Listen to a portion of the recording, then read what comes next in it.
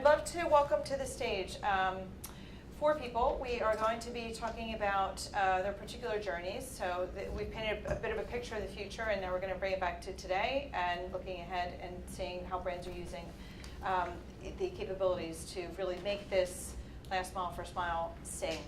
So can I welcome Becki Francis, Global Brand Lead for Revolution Beauty. Becki, we're going to just come up and sit on the panel. And then Sarah Garvin from Emarsys. Sarah, we're thrilled you're here. I know you're here. You just got here 2 minutes ago, and you look remarkably refreshed. I know I would be dripping from the sprint. And Camilla, Kaye from Emarsys, and Client Success Manager at Emarsys, and Steph, Returns Manager at XPO.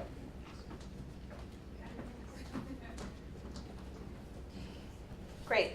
Okay.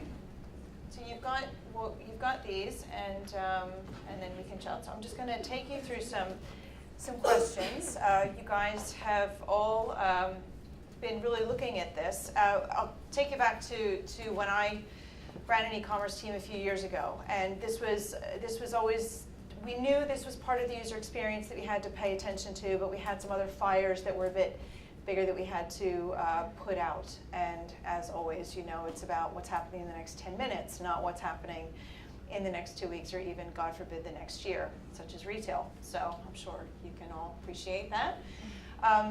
Why now? What is it now in your business that has made you decide to focus on this? And how have you prioritized this? When I say this, I mean the fact that when somebody gets the package, that's the start of the journey of bringing them back and keeping them engaged. And we'll start with Becki and Sarah, and then so if you could let us in on what you're dealing with at the moment. Okay. Yep. Well, for us, we're a very social-first brand. We've grown organically via social media and people sharing pictures of their products and the box and packaging they're receiving. Benefit of that is obviously that we get great customer feedback through those channels, but it was overwhelmingly negative at a stage of our journey a couple of years ago. Smashed products, lots of extra plastic, that kind of thing. So it was very much a renewed business focus from that to change that into positive feedback. We've moved to plastic-free, nice cardboard packaging, and obviously the personalised dispatch note as well in there, which really helps drive engagement, but also business priority is making sure that feedback is good. And I think another thing is the renewed focus on retaining customers rather than spending to acquire new, which I'm sure is probably something that lots of businesses are finding at the moment. So the focus is moving not from acquisition to retention, but really understanding that the economics and retention are much better. So Sarah, for Emarsys it's pretty much the same. So we're really heavily focused on growth at the moment, especially internationally. And you know, we obviously are partnered with RETAIN.ME, and the Smart Slip has been sort of great for us in the sense that previously there's a plain document that went out, and again we would receive negative feedback, sort of over packaging. No really focus around any sort of personalisation, as everything we would place into our box was more sort of branded and not tailored to the customer. So now what we're finding is actually customers will turn to social media where they didn't so much beforehand, and sort of take an image of that smart slip against their order and leave that sort of positive message, which then obviously spreads word of mouth, and then we can acquire new customers. We are currently looking into our box at the moment. It's quite a basic box. Obviously, we really want to start engaging more customers and you know, increasing that customer experience, that sort of wow factor. So we're really looking at sort of branding our cartons, you know, adding the social media tags as well to really engage them and try and, you know, increase that positive feedback. And at the same time, sort of adding little messages, whether it be a thank you or hope to see you again soon, whatever that might be. So we're continuously working hard when our main focus is, you know, all around growth, and we know that a main part of that is retaining our current customers. Great. Steph, how has your business, so tell us about XPO, where XPO fits into this life cycle. You guys manage the delivery. Fulfillment, yeah. So we work with a lot of retailers in e-commerce and retail space. So we look after the stock coming into the warehouse, pick, pack, dispatch, and also returns, which is what I look after for XPO. Emma, my colleague here, is in business development, so she looks after new e-commerce and retail customers. So yeah, we've seen a massive change now, I think, recently in customers. So you know, there's so many 3PLs out there. We all do the same. It's not rocket science. We pick, pack, dispatch, and everyone does it the same way. There's no real, you know, it's not different wherever you go. However, I think what we're seeing from our what we're seeing from our customers now is a lot of focus around customer experience and the full end-to-end journey, especially from a returns point of view, ease of returns, how quickly we get the product back, how quickly they're refunded, how quickly we can return that stock to pick phase. It's taken a massive change, and with e-commerce and the whole market has changed from bricks and mortar to the omni-channel piece. I just think we're definitely looking at more partners like RETAIN.ME that we can introduce to our customers to say, actually, this is what's going out in the market, this is what's happening, and you need to get an understanding of how to be able to retain the customer and give them that ultimate box opening customer experience. And you're still finding, and I'm still shocked when I get packages, the number of even just dispatch notes that come out that look like are in fact warehouse packing slips, Yes. and you think, how is this in this day and age still Yes. happening? And yet it is. And so, but you're seeing that change come through. Absolutely, yeah. Great. And Camilla, so Emarsys, you guys have worked in pulling segments, in understanding and pulling together all the different data points that customers are generating, Yeah. and then you feed that through. And are you seeing the same thing from the customer base that you work with? They're asking you for different segments and more integrated ways to use that data? Definitely. I think it's so easy to shop now online and return. It's all at your fingertips. So anything that you can do to kind of differentiate yourself from the competition, because it is global competition, it's not the same as just shopping on the high street anymore, is a massive thing. And stuff like Revolution Beauty are doing with RETAIN.ME, with that personalised experience, it means that, like Amara is saying, it's not just that you've got a happy customer, they're also doing that your marketing for you. It's word of mouth, it's putting it on social media, it's then being able to use that content within your emails and, you know, really get your brand out there and show where you differentiate from, so customers aren't just looking for the cheapest deal. Because I think that's another thing, is it's so easy to shop online now, it's so easy to get a discount code. It's how do you keep the return on investment high on your products, and well, yeah, how do you keep the kind of value high on your products without discounting, but giving that personalised experience, so that kind of loyalty piece for your customers without actually hitting your margins at all. Well, Becki, Camilla, can you guys take us through a promotion you did in March? You did a specific campaign. Can you just take us through that real quickly and So, what the impact was?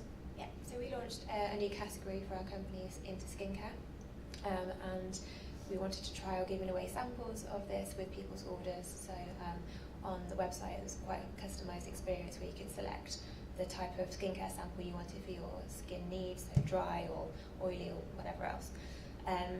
That was received in the order, but then we also personalised the dispatch note to serve content based on that as well, so how to use it, what products would suit your skin type, and then also a bounce back offer for you to go and buy the full size product too. Yeah, we saw really great results from that, again with the UGC stuff and the social validation of people saying this was really informative and useful, you know, thank you to the brand for this, but also then obviously the return sale and somebody coming back and actually purchasing from that new category as well. So you did see redemptions on the back of that. Yes, we did. And how does it rank in terms of other campaigns that you've done? Yeah, I mean, I think the great thing about that one was that we combined it with content. So I guess that's harder to measure the return on investment with that. In terms of the redemptions itself, it outweighed anything we did on email channel at that time. I mean, the great thing about the dispatch note, obviously, we presume 100% open rate, whereas our email audience is less engaged, obviously, than that. So we ran a similar bounce back offer for our email customers, and the dispatch note outperformed that in terms of redemptions. Okay, which leads us on, Sarah, how are you tracking this? And Becki as well. What are the KPIs you're putting against this? So you pitch this, you say, we're going to do this, this is what we expect to get on the back of it. And how are you measuring the efficacy of this, of the dispatch and customizing the entire last mile / first mile? Yeah, so for Amara, we actually offer codes on our slips. So if you're a first-time customer, you receive 15% off your next purchase. If you're a repeat customer, we actually offer a refer a friend scheme. And we can monitor those codes back to the customer, and we can really see sort of a strong engagement and a really good reaction, which again is just retaining those customers. And the refer a friend piece has worked really well for us, because obviously we're not only just retaining that customer, we're gaining a new customer at that point as well. We do have on some of our pages on the Smart Slip, if we're running a promotion, we will add that on. But also we've recently launched our own range. So Amara itself sells multiple brands, but we've recently launched a by Amara range. So we've got a new range coming in, new seasons. We'll promote that quite heavily on that slip, which has worked really well for us. So we're upselling as well at that point. So we can track them via the voucher codes and the revenue on the ranges we place within that slip. Okay. Becki, are you? Similar for us, yeah, we're using codes, but also search terms. So we'll have a piece of marketing in there and then search whatever it might be at the bottom, and then we can monitor the increase in searches for that specific term as well on our website. Over a period of time, just like TV advertising. Yeah, you look at it that way. Yeah. Okay. And Camilla, are there any other KPIs that your customers are tracking, or that you've seen other people use? Voucher code is obviously the easiest way, because you know that particular voucher code was used in that slip. Other things you could be doing could be... Sorry, are you customizing voucher codes to the person? No, we don't. We actually just track them. Like we miss you, or welcome back, etc. Yeah. Becki, do you have a... Yeah, we've done the skincare campaign was a generic code, so we knew that was only available in the dispatch note. But then we've also we're about to trial a unique code as well, so that will be even better results. Yeah. Sorry, go ahead. Okay. Other ways you could do it is using kind of segmentation within your ESP or your business intelligence tool to say, okay, I'm going to be focusing a campaign maybe with like RETAIN.ME for customers who have bought a foundation which is for oily skin type. So I'm going to push this particular campaign only through RETAIN.ME for like a primer, and then see what the uplift is on that. It doesn't necessarily have to be discount codes. The other way you can do it is, I think you were saying about using like the hashtags and stuff, so just see if there's been a social media drive, or since then what acquisition you've had, etc. Great. And Steph, on the returns piece, how are you seeing, or what metrics are you seeing your customers track, and what are you tracking with regards to how this kind of personalization can make the returns process easier, faster, better? There's definitely an appetite now to refund further ahead to the customers. So we're seeing retailers start to segment customers into kind of VIP customers who you can trust to refund up front. Really? Yeah, and then you've got customers who maybe are serial returners, but actually they're a really good customer, but maybe not great to refund them up front. So there's definitely more data being collected on trends by individual customer. And we've obviously seen in the press lately about ASOS kind of really tightening up their returns process. So historically, ASOS have been, although we notify when we think a return is fraudulent, it's very rare that they'd ever challenge the customer. Where we do returns for misguided, they work differently. So they do send it back to the customer if they believe it's not a legitimate, a legitimate return. So they package that back up and we send it back to the customer, and they don't get a refund. So I think there's definitely a different school of thought out there now in terms of managing customers. And yes, retailers like ASOS want to make it free and easy, but they also are aware of the fact that there are people that are abusing the system. And it's about getting the correct data for individual customers to be able to put them in the right segment. Becki, how are you doing that? What's your returns policy? And are you taking a stand yet or not? Well, I was just mentioning earlier, we're lucky enough to have a really low return rate, so we kind of fall into the category of fast beauty, and our products are priced at around £5 on average, so it's very rare that somebody will take the time and effort to return that. So I'm lucky enough to not have that issue. So Yeah. sorry, I can't really answer.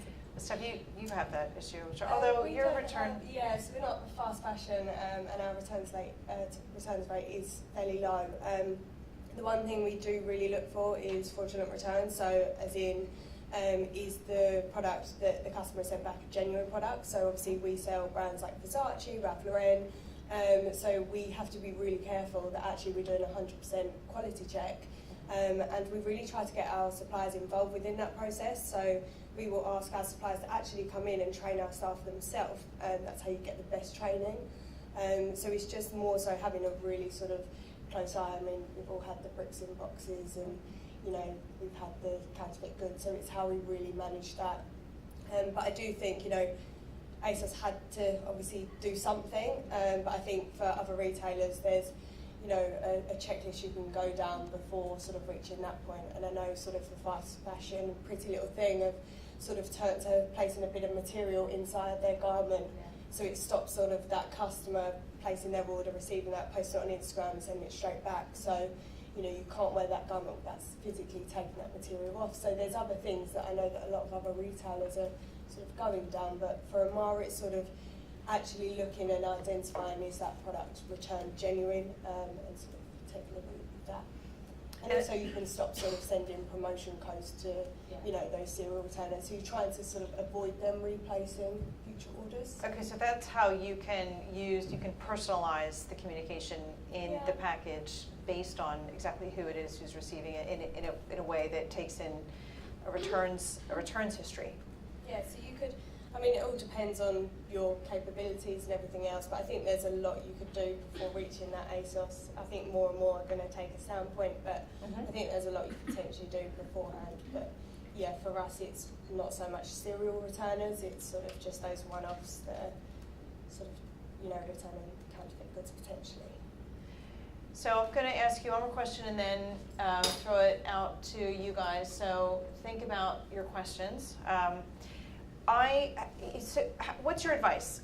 So from all of you, what's the one piece of advice you'd give to brands and retailers who are maybe not where you are, who are thinking about really personalizing and using this data in a very impactful, meaningful way that shows a positive ROI?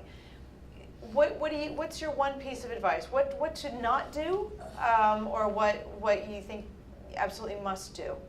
So from Amara, obviously with our growth plan, I work really closely with our retention manager.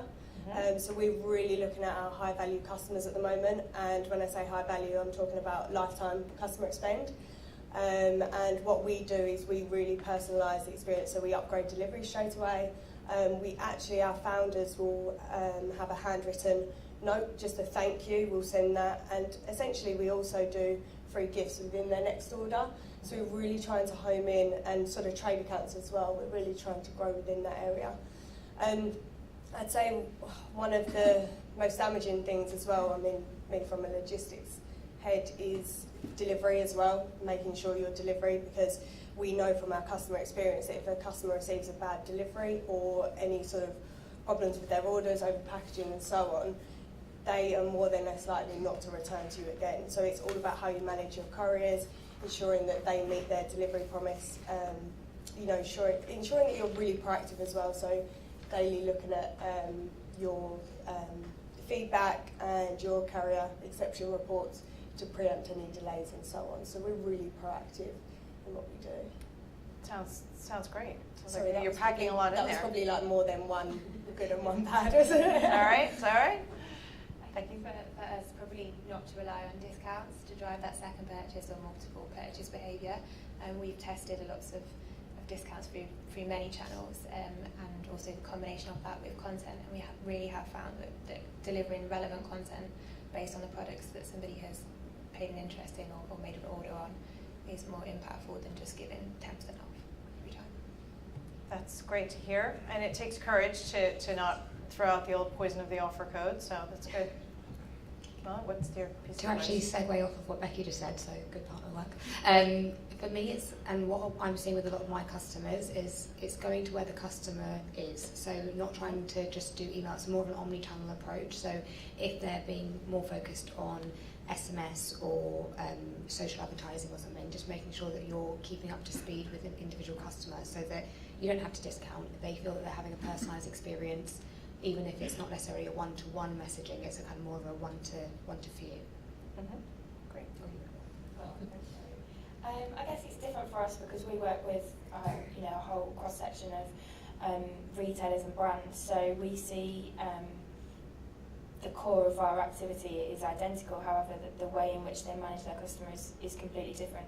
However, I think personalisation works whether it's a kind of fast fashion garment or whether it's a high value designer outfit, because it really is about you opening that box and filling up the parcels for you, and it's just such a nice experience, and it looks better. And I think also if you can start to integrate that into making returns easier, paperless returns. We're all shopping on mobile phones. I hate printing out returns notes. It's just awful. So if that can link the whole journey, and I think a lot of our retailers look at the outbound experience and piece all of that together, but I think for me it's key to look at the whole piece end to end, and the returns loop is really important. And we know that consumers look at the returns offering before they purchase. We know that they abandon baskets if they're not happy with the returns opts. So yeah, I think it's looking at the whole end-to-end piece, not just the outbound, the sale, we've sold it, we're done, and that's the end of the experience with the customer. But yet not to get overwhelmed by that, and to just start. Choose it, do it, and start. And it's not small steps, but makes a really big difference. Okay, great. So what questions? Yes. Yeah, I was interested in McFarland's mentioned scan codes, QR codes particularly. It's interesting the panel's experience with using QR codes, whether you've used them, because it's just surprising in the UK that it hasn't really taken off yet. The technology's there, it's working well in China and America, so it'd be interesting in your experiences if you... For anyone who didn't hear that, the question is about QR codes, and why is the UK usage of QR codes still so low relative to the rest of the world, and what does the panel think about that? We haven't used them actually. Our demographic is quite young, so our customers start from about the age of 12. So it's probably not something that they're familiar with, so I can't say that we've used QR codes at the moment. Yeah, and again from our I don't think we're looking into them, but at the moment we haven't fully started utilising them and really started expanding on that as well. But why not? It's the whole list of things I think is, for us, whilst we're looking into our packaging and everything else, I think that will come into it definitely, and looking more into the smart slips and what we can do. Again, it's like any business. I think it's just it's not meant to be challenging. But it is about in other countries. It's very much there, and everybody they just know how to use it. They do use it, and it's really how you implement something. It isn't something you actually have to choose to do. It's just part of how it's done. And here it isn't. It's a great question. I don't know why. I think we'll definitely want to look into it. It's a bit of an education piece as well. Like I was just saying earlier, I shop online basically if not every day, every other day, and it's an addiction. But there are groups step telling one you is that. admitting it. But I don't know. I would assume that as a QR code, you'd need an app to download to use it. So I think it's just an education piece for customers as well, for end users. Yeah, and it's moved on actually. Yeah. Any other questions? Yes, Michael. Becki, we were talking about content being king, which I totally agree actually. For me it was interesting to see, did you guys measured anything around your segmentation of customers? Some of these guys might only shop, and the same goes for Amara actually, might only shop like sale products, and others might buy full price products only, and how they are committed in terms of their brand loyalty in that sense, right? And how you basically differentiate the smart slip content. You know, some might just work on a coupon code, and some might actually never work on a coupon code because they just buy into your brand in that sense, right? Did you explore these sort of things? We haven't done anything as sophisticated as that, unfortunately. We are we're segmenting based on the category of purchase often. So whether you bought in skincare or eyeshadows, and we're delivering content relevant to that category. We're also using, so we work with Emarsys, we partner with them, and we're using the life cycle segments that are available in that platform and downloading those and using them in the RETAIN.ME note. So we can identify if a customer is a first-time buyer or a VIP, and then tailor the content based on that as well, which we found really effective. We've kind of managed over a period of time. We've looked at how effectively we're driving customers into our most active category and our VIP categories, and we're finding that content is helping drive or retain people in the active category the most. Time for another question? Yep. Hi, so I'm from Jules, and we typically... Sorry, we can't hear you. Microphone's coming your way. There you go. Thanks. Hi, I'm Dimple from Jules, and within our parcels we typically send the invoice as well as a few other bits of collateral that we effectively use our space in our parcels, and we sell it effectively to other partners. And I just wanted to know, have you had any experience where the smart slip actually gets lost, or the customer calls in because it does look beautiful, but it can quite easily now be sort of confused for a bit of collateral, which typically, as we know, goes in the bin? So do you have experience of that at all, or do customers recognise that it is the invoice? For Amara, we only place the order slip in and the returns note, but we place that within the smart slip. And that is placed, literally we have the tissue paper, then the smart slip, so it cannot be missed. And we print those at the packing benches as well, so it will be included and it has to be scanned to be placed into the order. So for us, the customer knows as soon as they open that parcel, that's the first thing they're seeing. It has their name on the front, so it's completely personalised, and they open it up and then they can see the images of their products they've ordered and all that information. But I guess from Amara's standpoint, we only place that within, so we don't place them Multiple items, okay. I think the impact of having the name when you open the parcel is really powerful as well, knowing that is, it's not just a ad or a piece of paper that's been slipped in, but it's for you. Yeah, we have the name on every single one, and I think that's what really wows the customer, and that's why they turn to social media to then post that photo that really benefits us and helps us in marketing. Again, something as basic as seeing your name. It's so basic psychology. Customers love it. I love it, and you know exactly what's gone into it, but you just think, Yeah. Anyway, we are out of time for our panel, but thank you so much, Steph, Camilla, Becki, and Sarah, for joining. And we're going to turn it over to Michael. There you are, Michael Kaufman from Avery Dennison is going to talk to us about IoT. So thank you very much.